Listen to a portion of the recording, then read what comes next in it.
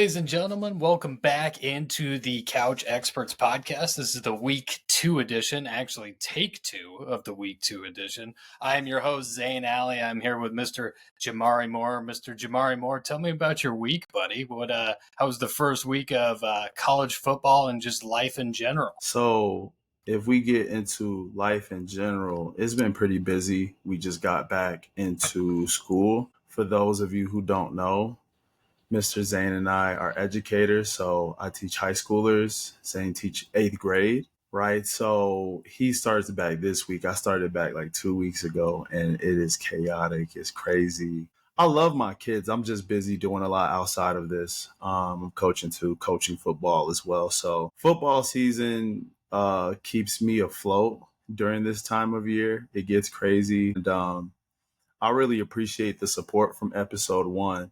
Everybody out there that has been supporting Zane and I, we really appreciate it. It's been awesome. And I can't thank you all enough for tapping in and checking in with us because it means a lot to us. I had people that reached out to me I hadn't heard from in a while. A lot of people listening. So we really appreciate that. That means a ton to us. And that has been like one of the biggest highlights for me, to be honest, since last week, is getting this started and all of the positive feedback and being able to just sit down and talk some ball from the couch. So I really appreciate that as well. What about you? How has the first week been for you? Football starting this thing up. How's that been for you? Yeah, so week 1, like you said, last week was my PD week. So getting back into the swing of school. I am not coaching this fall. I'm taking a step back from that. I'm actually starting a doctorate. So I start classes the same day kids start. So I've got the grind of all of that. But yeah, man, so much support. So much love from week 1 episode. People that I haven't talked to in a long time, or people I just didn't even think were in the realm of sports, reached out and said hello and said things that they liked, and it was phenomenal. So it was a good week, man. It was a good week. I'm glad you had a good week. It sounded like a lot of things going on similar to me. I know you talked about not coaching. We'll have to talk about that later because I didn't realize you had some coaching in there. Hey, we're going to get into the game, right? Wyoming with the win, 10-0. Offensively, I wanted to ask you, Zane, just what were some of the things that stuck out to you just right off the bat? I think that's probably that's something that was a big topic of conversation was the offense. Yeah, so week 1, played the Akron Zips. There was a lot to like, right? I know fans, they kind of said, hey, we started out slow. We did. It was 3-0 in the first half, but there was fans calling for the offensive coordinator to get fired. Really, when you look at the stats at the end of this game, Caden Anderson was 19 of 36, 260 yards, a touchdown, and a pick, right? Right. He had really, really good pocket presence, stepped up when he needed to, out of pressure, was mobile when he needed to. I thought he did a phenomenal job. Yeah. Sam Scott, 29 carries, 132 yards. This guy was a wrecking ball. Absolutely pounded the rock. It was phenomenal to see. And then we had 2 receivers, which really, don't get me wrong, there was a ton of contributors, but 2 receivers that I want to highlight. The first one is Jackson Holman. He had some big catches when we needed him, right? His stat line doesn't jump off the sheet like the next guy we're going to talk about, but he had first downs when we needed him, big catches when we needed him, could set down in coverage when we needed him to. He was just phenomenal, so shout out Jackson Holman. But the guy that we got to talk about, this man lit it up.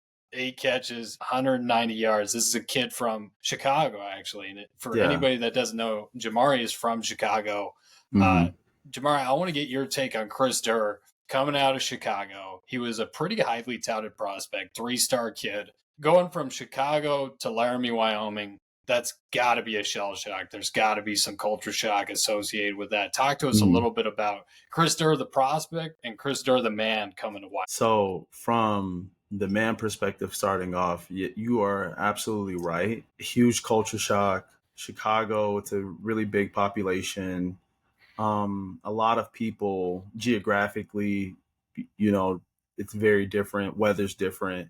It feels colder in Chicago. You also have the lake effect being really close to Lake Michigan. Then you go to Wyoming, different universe, different world. The population of the school, right? 30,000 in Laramie altogether, and then half of that is students, right? When I went to Chicago, went from Chicago to Wyoming, it was in 2016, and it's small things that stand out to you, right? Number one, people are extremely nice in Wyoming. Like, that throws me off. People are super kind. Like, I have seen somebody in the dorms one time return $20 that they found. And I'm Yep. like, whoa. So people leaving their doors open sometimes, or it's just like a level of trust within the community that I don't want to say it's off putting. It's just different, and it's Yeah. something that you don't expect. Handshakes. So like where I'm from, it's a solid dap, but out there it's like this. It's like a fist bump that comes after. Y'all know what I'm talking about. That even just like it can be the smallest of things with interactions, how people speak, um, words that people use, don't use, how you greet each other. All of those little things can be intimidating for a lot of people coming from out of state. You have a lot of out of state talent that comes into Wyoming, and those are a lot of the things that could make you feel uncomfortable, if you will. But one of the coolest things is that people love football, right? And there's a lot of support in Wyoming. um it being no pro football teams, no pro sports really in Wyoming, there's a ton of support for the athletics, not even just football, but athletics in general. People are extremely passionate. So when you get into the prospect aspect of it, it feels good being in a place where people care. People want to win, people are competitive, and that when people want to win, there's a lot of support. So I guarantee you that there's a lot of love and support that Chris has probably felt being there, and that only helps encourage you, motivates you. It's a buy-in from the entire community, and it's definitely make football much more meaningful when you play. So I guarantee you that he feels that. And when it comes to his actual style of play, he plays similar to somebody I play with. His name is Rocket Ishmael Jr. Shout out to Rocket. He wore number 17 after Josh Allen once he left and got drafted to the Bills in 2018. I believe he transferred at the time from TCU. I'll have to go double check that, but I'm pretty sure that's where he came from. And very shifty, hard to tackle in space, have a lot of good speed. And that is really important when you want to be able to have a quick hitting play. Maybe something, not something downfield, but just quick hitting where you can get explosive play off of explosive play after yards after catch. So those are really important as well. It's when you get the ball off quick and being able to make a guy miss. Making guys miss is a skill that it's essential for having an explosive offense and being dynamic. So I think that was on full display this past game, and I'm excited to see what else he does. He that game sealing touchdown at the end, it goes to show you what he's capable of. So I'm just see how they're gonna use him in future situations, because now there's film. Like he in the beginning of the game, you don't really know, or the beginning of the season, you don't really know who is going to be the guys that year. Some people you obviously know, but then you don't know who's stepping up. And he's stepping up. He's stepping up in a big way, and I'm excited to see what that looks like, because even if you know what's coming, if you can't make the tackle, then it's nothing you can really do about it. You know what I mean? Yeah. Yeah. Oh, absolutely. And I think, Chris, it was such an explosive game. There's no way he's not got a big target on his back now for anybody Mm-hmm. that's going to come and have to play Wyoming either on the road or at home. Yeah, for So he had a sure. phenomenal game. Mm-hmm. One thing I wanted to ask you, Jamari, obviously Sam Scott, 29 carries, 132 yards. We're talking about over 4.5 yards per carry. Mm-hmm. That makes it very easy to run the football. How does him running that effectively, being that efficient with his touches, how does that make things easier for Caden Anderson? So that's a great question. What we used to talk about in just our meetings offensively was that 4 yard gain per play is a positive play. You only need Mm-hmm. 10 yards to get a first down. So if you can get 4 yards every single play, you're moving the chains, right? You're moving the chains. And so with us being a run first offense, what you have is us eating the clock as we're moving the chains, right? And so when teams anticipate that and they have a hard time running it, I mean, almost 30 carries is a lot for a running back. So what's going to happen is that they're going to put more people in the box to stop the run, and they're going to have to adjust their personnel. So for those of you who don't know, usually what happens before a play, there's somebody in the box that is on the defensive side of things, right? So let's just say the Zips defense. They're looking at the players in our huddle and who runs out to the field. They'll say, hey, based on the personnel that Wyoming's sending out there, we are going to have this package, or the situation. If it's a passing situation, we'll put our nickel package out there. And how personnel is usually called in the football world, it's usually a double-digit number that tells us what the personnel is. For example, if someone says 11 personnel, the first number is the running back. The second number would be the number of tight ends. So if you are in 11 personnel, then that means there's one running back, and then there's one tight end, which leaves 3 other receivers available, right? So there's 5 people to go out for an eligible pass. So a lot of times we like to do 21 and 12 personnel, which it can get tricky with defenses, right? Because if you have 12 personnel, tight ends can block, but they also can receive as well. So that then adjusts the personnel the defense needs out there, because they have to play both. They have to be prepared for any type of run. They also have to be prepared for any type of pass. And if you have a small nickel on a tight end, right, you have to be fit. He's probably going to be bigger than you, and you got to be physical to stop, have a pass breakup.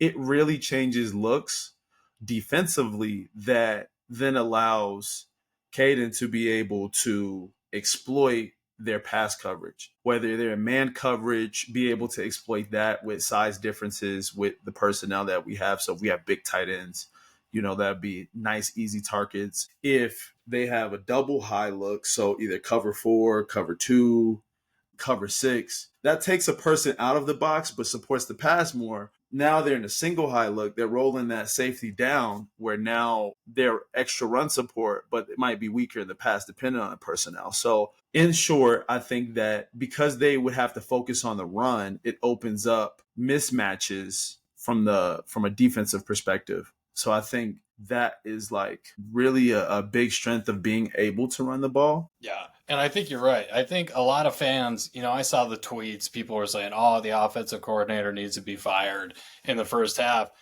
In the second half is where we got the explosive plays that people want to see, right? They wanted to see Chris Durr break off that long touchdown pass. They wanted to see Jackson Holman set one down in the middle of the field for a 20-yard game, right? Mm-hmm. You got to give Akron their flowers. They held us in check in the first half, but eventually those explosive plays came, and I think you're right.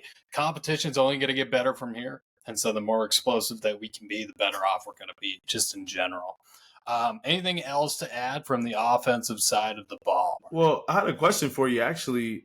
Okay. To what extent do you feel like the average fan understands why the offense is not successful? Like, because I was never able to gauge whether people really understood all of the nuances that goes into it and why we aren't successful versus, hey, we're just not seeing enough, right? Because when you think about explosive plays, for those of you who don't know, a lot of people would call something an explosive play that's usually 15 or more so 20-yard plus gain on one play. And so when we have this meticulous style offense, it's not always the most attractive. We're not running gun. We are a meticulous, like a war of attrition type of team up front, and we're running. And there's these gains that are building up, but it's not necessarily 15, 20-yard, 30-yard gains that frequently. So how often or to what extent do you feel like fans actually understand why an offense might be unsuccessful? I think in this brand, in this day and age of college football, it's extremely skewed, right? Fans want to see Chris Durr have 8 catches for 190 yards. Fans want to see 300 plus passing yards, but this is a system that is still strongly rooted in Craig Bull's offense, right? Obviously, Yeah. we're starting to see a transitional period, but this team was built in the on the style that you guys play, war of attrition, death by 1,000 punches, we'll say, right? We're gonna beat them in the long run, not necessarily all at once. And so I think fans, it's definitely skewed. They watch these we'll say these high powered offenses, Oklahoma, Alabama. They see these guys throwing the ball 30, 40 times a game and say, well, why aren't we doing that? Well, Wyoming is not the same as Alabama. So the average fan is definitely skewed, but I will say Wyoming fans especially, we love football. You've said it before. I think the vast majority of Wyoming fans can kind of recognize, hey, that's not really our style. We need to win this way. So it definitely just comes back to the brand in general. Yeah, I think that makes sense. Going back to the brand, I think that when you have people calling for, hey, the OC needs to get fired, head coach needs to get fired. I know that it speaks to the passion of fans. Also think it's just not as simple as we have to blame one person. Yeah. We feel like, hey, it starts with somewhere, and coaches understand that it will lead back to them at the end of the day. They understand that. They know that. So it's not like they get upset with fans because they don't understand. It's like when you are the leader, you take that on the chin. I think what part that is missing from all of it is the role of special teams. The role of special teams, when you think about the offense in their starting positions, they had long fields. We always say that the special teams is a third of the game, and field position is the key to offense, defense, and special teams help create really good field position. So if the offense is starting in terrible field position, they're backed up in their own end zone, right? And we traditionally have not always been the most explosive team, but more meticulous, and plays usually pop here and there. Then this is going to take a lot longer, and it could be a lot harder to execute or score, because you've seen we were able to move the ball, but it's converting critical third downs. It's converting and finishing in the red zone. Without the best field position, it just statistically it takes longer. It gives much more opportunities to the defense to stop you. Whereas when we look at us defensively, they only really cost the 50 maybe 4 times. So that's something that we get into, like with the defensive side of it, right? Where they've been able to we held them down to about 228 yards total. In a college game, that's pretty impressive, right? 3 for 15 on third down conversions. Those are great numbers. And it showed in the game. I mean, shutout, right? We always defensively had these goals that we set, where we said, hey, if we scored or if we held the team 17 points or less and we win the turnover margin, it's a good chance that we should win. So, I mean, a shutout, being able to hold them, not have them move the ball for a very long time. I think, again, I don't think it was like the first half, maybe. They weren't converting. They weren't moving the ball. So that goes back into that game of field position. What do you think about the defense in general going into that? I think you're right. I think fans, especially, it's easy to overlook special teams, right? Yeah. But the fact of the matter is, like you said, their punter killed it. He had a 68-yard punt at one point that pinned us inside the 5. Crazy. And insane. Your defensive mentality, and you can comment on this, it flips. When you have somebody inside the 5, you can be really aggressive. Blood in the water. There's nothing but bad things that can happen when you're right there. Yeah. But I think you're right. Defensively, shout out Cody Tucker, 7220 Sports. I believe that is the article he put out. They only crossed the 54 times. We held them to 228, like you said. A shutout is amazing. 3 of 15 on third downs. I mean, looking at last season, let's just be honest. Shout out Aaron Bowl. This is a complete night and day difference. We couldn't stop a cold last year. We couldn't. And this year, to start out week 1 like this is amazing. right? Yeah, They for could do no sure. right, it felt like. And when they were starting to move the chains, when they were starting to get something going, we had big plays. We were constantly harassing Finley. We were constantly getting pressure on the ball, constantly getting just Braden Johnson, shout out him. That kid was everywhere. He had 8 tackles. He had a Everywhere. really amazing interception. Shout out Sam Sula, and I'm going to butcher his last name, Afino. I apologize about that if you listen to this. 1.5 combined sacks.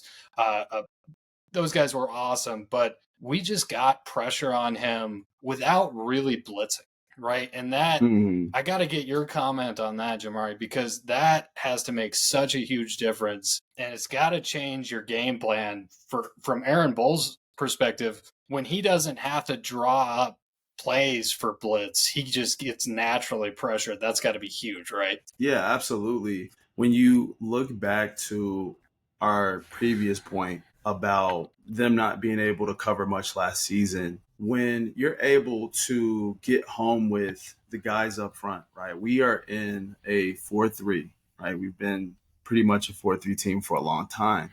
And with that type of defense, we have to be gap sound. So being able to stop the run, and then pass wise, we usually call it games, right? Like a lot of people call it games or stunts for those of you who don't know, where we might line up somewhere, but this guy is going way over here. This guy's looping. This guy's looping. So that creates natural openings for the guys up front being able to have games and being able to take out different passing lanes. So when you're able to do that, on the flip side of what we were talking about earlier, with adding more to the box, that allows more freedom for the linebackers. And when you have a really good front, when you have a good defensive line, I mean, it becomes really hard offensively to do anything because you have so many guys free. If you have a D lineman that occupies one or two guys, that frees up backers, that frees up another D lineman. And I'm telling you, a dominant defensive lineman, extremely valuable, Oh, yeah. extremely valuable. So being able to get pressure without blitzing as much, I think it allows for so many different things on the back end and being able to have much more airtight coverage. And it just makes it a harder day for the quarterback because you got all these people in coverage. Ah, man, I don't know where to go with the ball, right? Yep. So Yep. it's it is imperative that that front four. Some people have a 3 down. Some people have multiple defenses and different looks. But whoever's up there, if they're being disruptive, it opens up so many more things that you can do on defense. So I Oh, think that yeah. I think that's something that's imperative. But my question to you though, with that in our defense being dominant in this way, as a fan, low scoring games. Do y'all enjoy low scoring games? Is it something that you don't really like as a fan? Because I'll give you an analogy. So one of my first baseball games ever was a White Sox game. I think it was in that '04 or '05 range, right? It was around the time that won the World Series. And I went to a no hitter. Now, not Okay. knowing not knowing baseball, I just remember being like, this is the most boring thing I've ever watched in my life.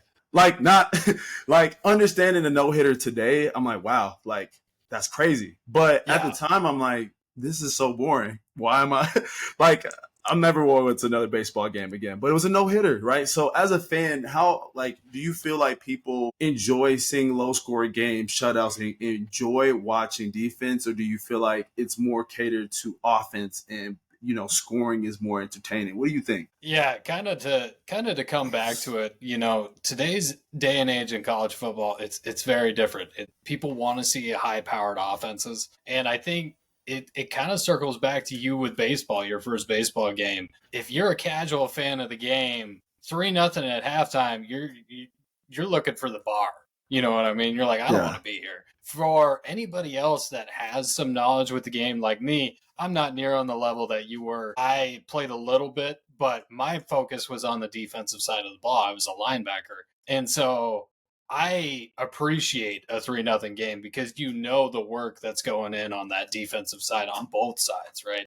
Being meticulous and being able to stop not just one avenue, but every avenue, right? And so for the casual fan, they're gonna think it's boring, but for anybody that's paid more attention to it, oh, absolutely, they're gonna love it. And I think it just comes down to who's there.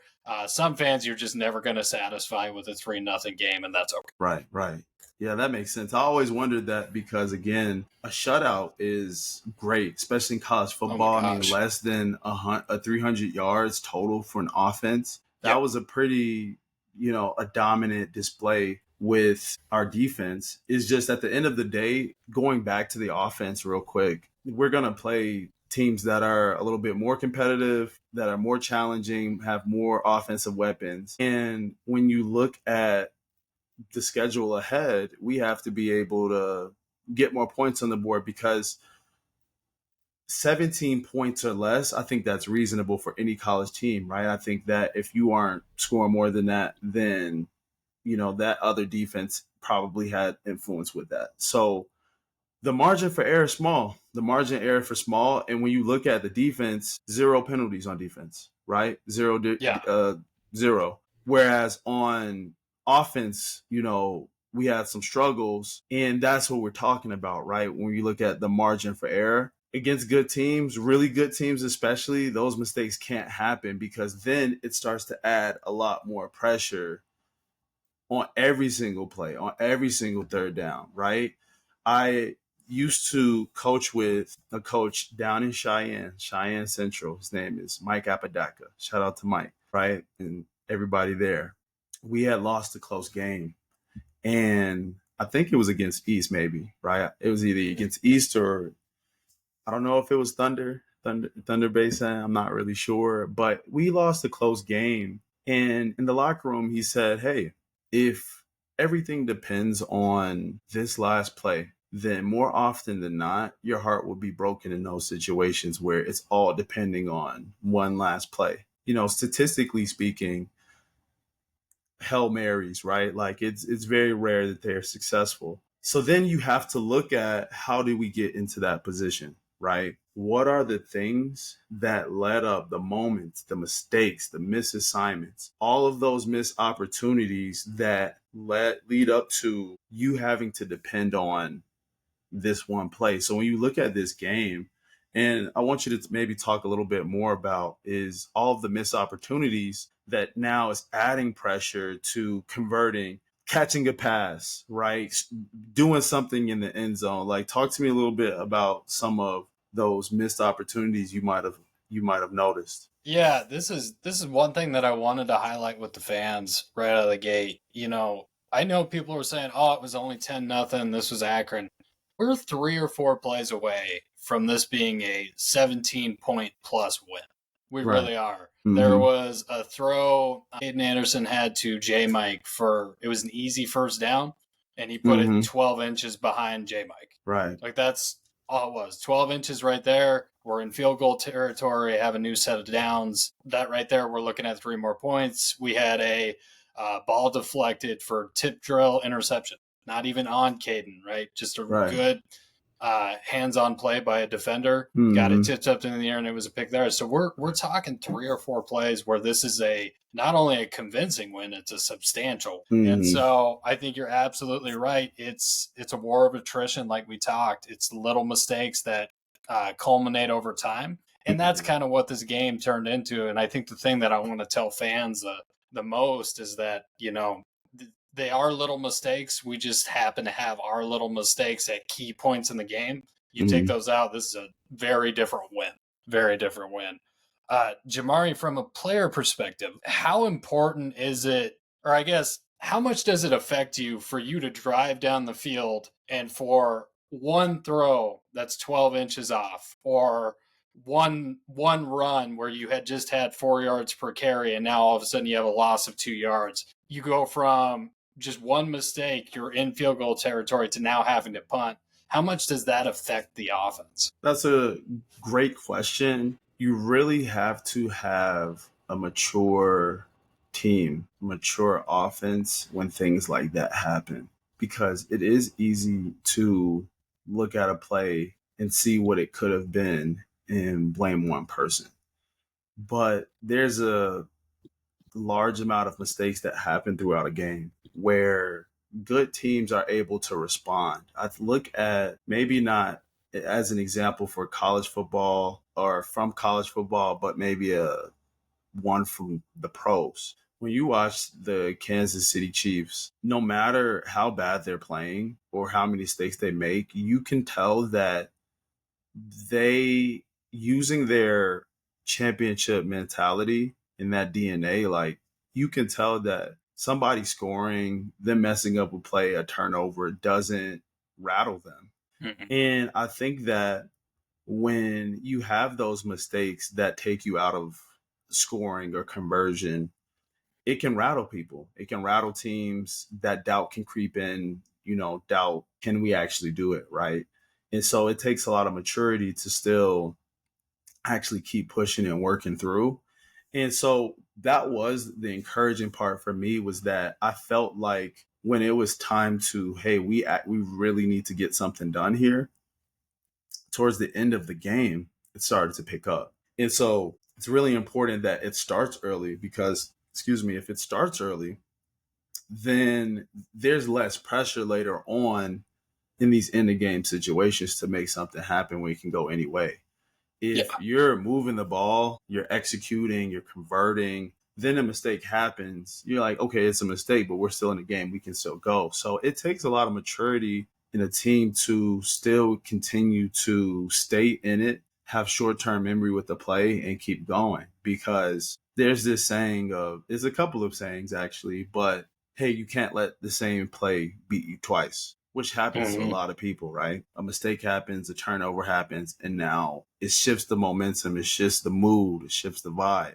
And that impacts how you play. So when those mistakes happen, those turnovers, the penalties, you all as a team have to understand that there's still a lot of ball to play. We still are in this game. We still have an opportunity, but it's allowing the snowball effect of mistakes that can really hurt you. So while I think that we responded when we needed to, just I'm a little concerned with, can we bounce back from mistakes quickly? Because you need to, especially with really good teams, you need to bounce back, and other teams will just have success, and that's just a part of it.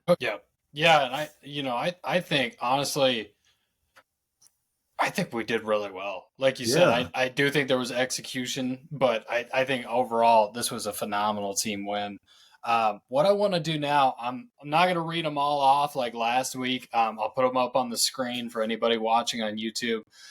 What I want you to do is, these are the Mountain West games for the week. What I want you to do, pick one that you think is of interest for you this week, that is not the Wyoming game, obviously, that you think will be interesting, and kind of talk about what you have. I have one teed up ready to go, but I want to see if one sticks out to you. Okay, so looking at the games for week 2, week 2, right? Yeah. One of the games that I think about that's coming up is San Jose State versus Texas. Now, obviously, Texas was playing Ohio State. So we saw what that looked like, right? I think most people would feel like, okay, they're playing Ohio State. So you saw the result. I expected Texas to obviously come out a little bit better. But again, those are some pretty good teams. So with that being said, and we have week 1 film for everybody. Now, if I talk about from a player and coach's perspective, everybody has tape now to see, okay, what are some tendencies? What are some things that we can exploit within the other team? So I think when you're looking at San Jose State, they have some opportunities. It's still early in the season, right? So guys are probably still mostly healthy, fresh on both sides. I mean, Texas will probably, I still feel like Texas will come out on top, but based on what I haven't seen much from them with the last game. So, I mean, there could be a chance, but right now I'm still going to lean Texas, but we'll see about that. Another game, even though it's not next week, it's coming up later on, Boise and Notre Dame. Last week, how Boise came out was not what I was anticipating. I feel like from year to year, they're always really competitive, and the drop off I felt like was pretty substantial. So I'm wondering if that's just like a week one fluke, or if there's just a massive drop off from this year to last year. But I would say the big one would be San Jose State and Texas, and then also Utah State and Texas A&M. So those are some where I'm interested to see how they play out and see where we go from there. What about you? Mine is, well, first of all, I think both of your games are going to be interesting. Obviously, Boise, not the game we were expecting in week one by any means. But also Tampa might be for real. Could come down to that. Boise might not be as bad as we realized. I do think Texas, San Jose, I don't say this often, I'm rooting for San Jose. Just because I don't think it's gonna go well. I think Texas is gonna try to let the AP voters know, hey, we should still be in the top five this next game. Because I obviously, as of right now, as we're recording this video, rankings are not out. I'm assuming Texas is not still going to be number one at the start of this next week, so we'll have to see where they're at. My game, I am going with Fresno State versus Oregon State. Obviously, I'm a little petty at the Mountain West schools that chose to leave for the Pac-2. I won't go on to my whole spiel here, but in my opinion, all they did was make a different Mountain West conference and are now crying that they have to pay money to do it. Anyway, I think it's interesting that they are going to go, play a conference opponent for them, a new conference opponent for them. I think that they're fairly evenly matched. I know Fresno State is taking a little bit of a step back as opposed to what we're used to. But I still think they're a good football team. I think it'll be a good one. Let's jump into Northern Iowa. Northern Iowa is coming off of a FCS win over Butler. It was 38-14. Their quarterback, Matthew, I'm going to butcher the Shekelman. He had 4 touchdown passes on 60% completion rating. And then they had not one, but 2 good running back performances. One had 12 carries for 81 yards and a score, and one had 12 carries for 76 yards. This is an offense that was very well balanced.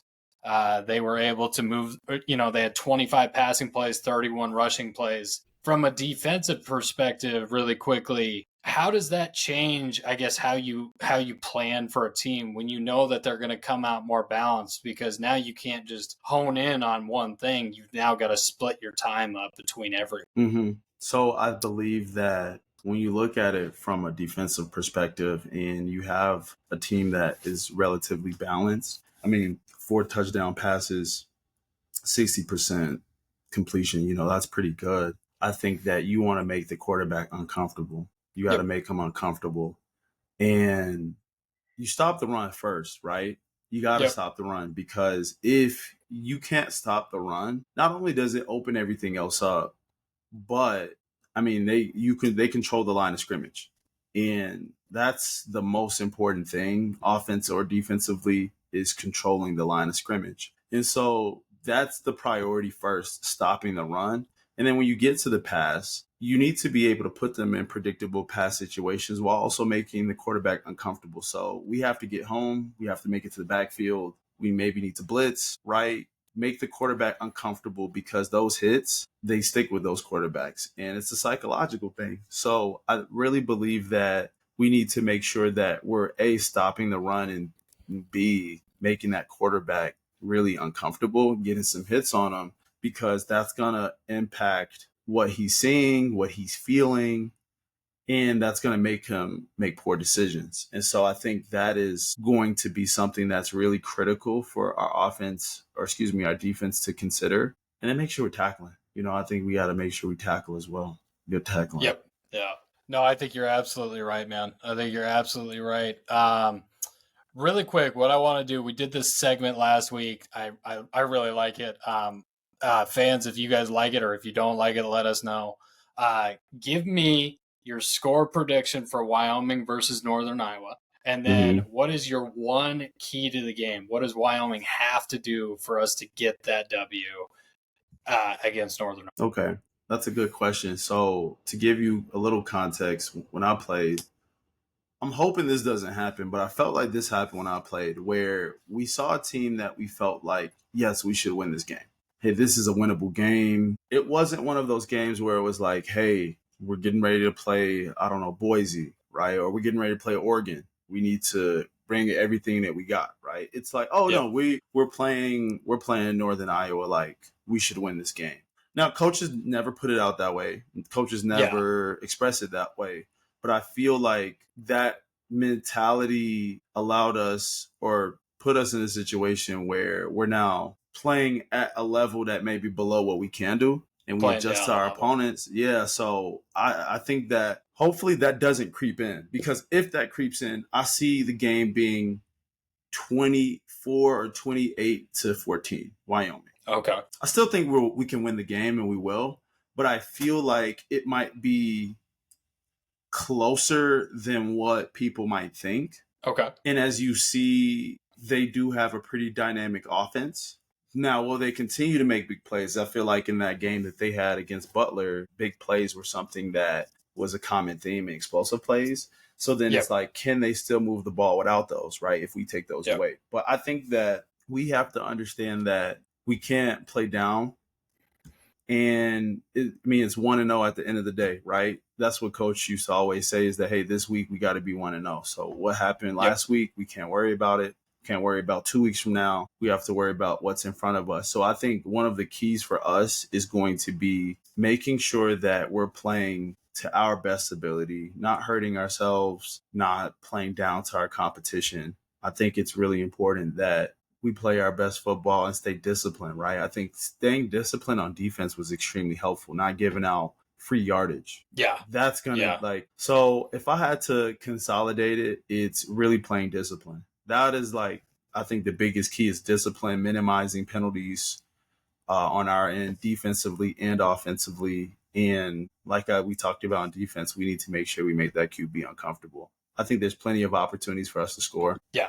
Oh yeah. Yeah, I'm going a little bit Wyoming homer. I'm going to be more of the Wyoming fan. I think we're going to smash them. I think it's going to be 28-7. Okay. Obviously, I think there is a risk associated with playing down, obviously, Mm-hmm. to your competition. Yeah. I think the key to the game that I'm going to go with, they really struggled last week containing Butler's quarterback. Butler's quarterback had 75 yards rushing. Also ran a score Mm-hmm. 2. I could be mistaken. I don't have the stats ahead of me.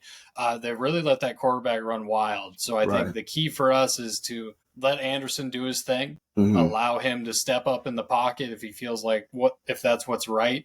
That's going to allow Chris Durr to have explosive plays. That's going to allow the offensive line to get into a rhythm with Sam Scott. That's going to allow everybody to just be a little bit better if we let Caden do his thing. Obviously, we don't want him taking any shots, but that is my key to the game. Let Anderson do his thing. I think Wyoming's going to come out on top, 28-7.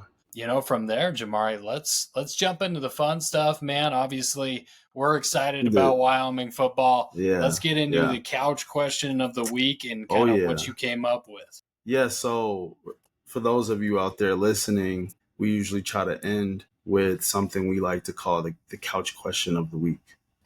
And if you have any questions for me, for Zane, for both of us, you can put in our comment section, YouTube, Patreon, Instagram, right? Send it to us and we can talk about some of the questions you have that is football related, Wyoming related, couch related, anything.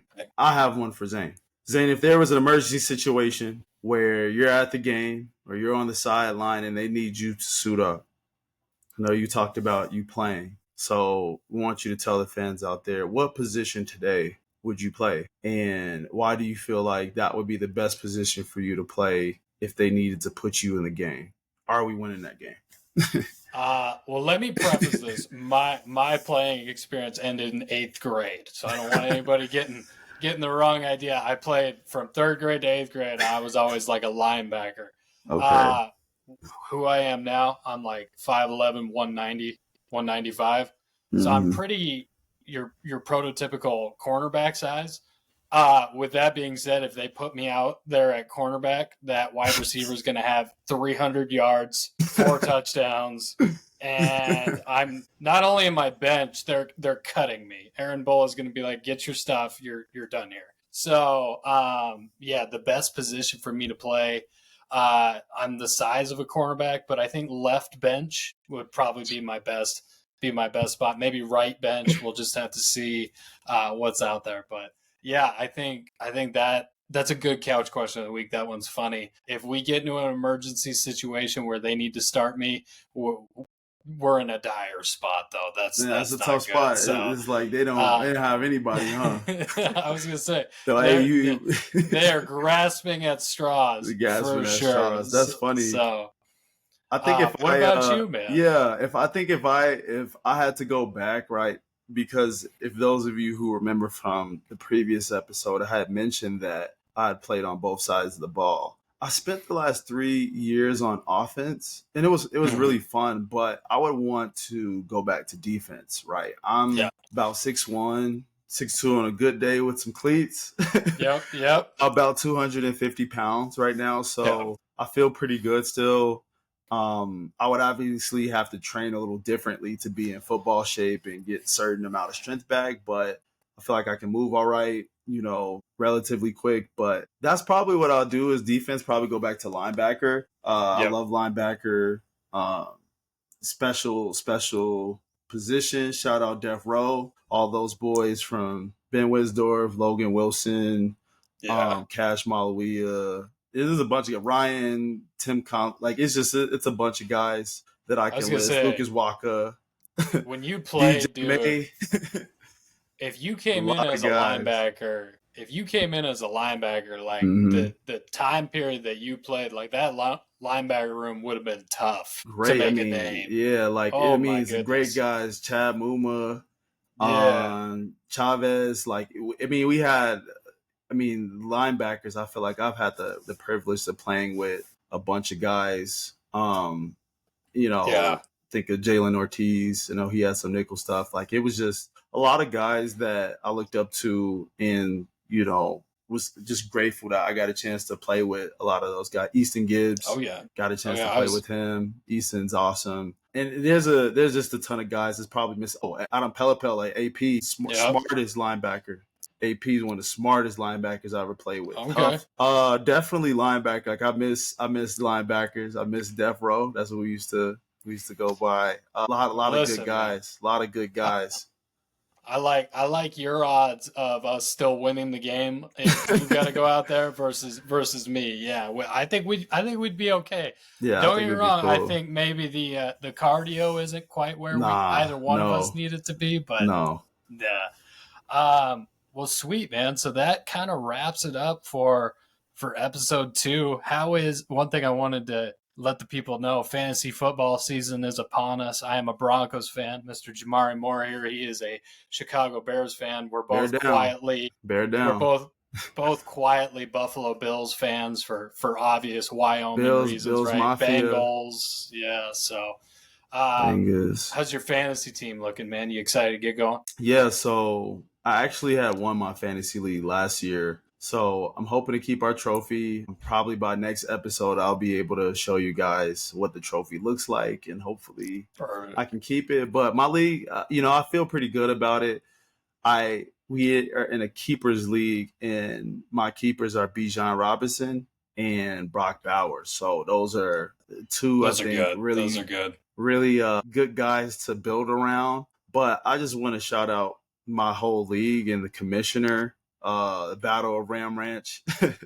Shout out Jeff Burrows. He's our commissioner. He's been running it for a few years, and he has just been awesome. And the rest of the guys from Aiden, Braden, Carlos, Chance Hofer, which just got married this past weekend. So congratulations to you, Chance, and your queen. Shout out Chance. Cooper, Roth, Garrett, Joe, Kellen, Paul, Zach. Shout out to all the guys in the league. And yeah, it's been fun. We've been doing it for years now, and I'm really excited to get back after it. What about you Oh, though? absolutely. What about you, I'm fantasy in a wise? couple leagues. My most competitive one is my in-law league. Yeah. They've been doing that one for a long time. I've gotten Mm-hmm. runner-up twice. I've never won it. My wife has won it 3 times, so she loves to hold that over my head. But it's a fun league. I'm excited for football to be back in general. I'm Yeah. excited to watch us play this week. Wyoming Mm-hmm. football. It's going to be excited to get going against UNI. Really big game the next week. We're playing Utah, the Utes. So Mm-hmm. got a lot of big things coming up. But yeah, guys, we kind of talked a lot of ball with you today. We talked about a really strong defense, good offense. Had some missed opportunities, but fans, be patient. We'll clean those up. I think we're going to see some really good things from this team. Yeah, anything you want to close out with, Jamari? Get us out of here. Hey, just a couple things. Number one, thank you guys for tuning in, checking in with us. Please, please, please be safe. Have fun at these games. Share, like, subscribe to our pages.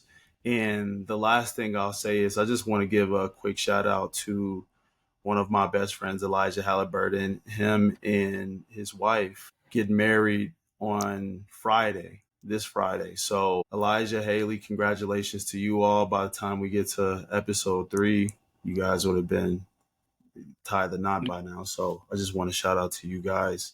And yeah, let's get a dub. Go Pokes. Powder River.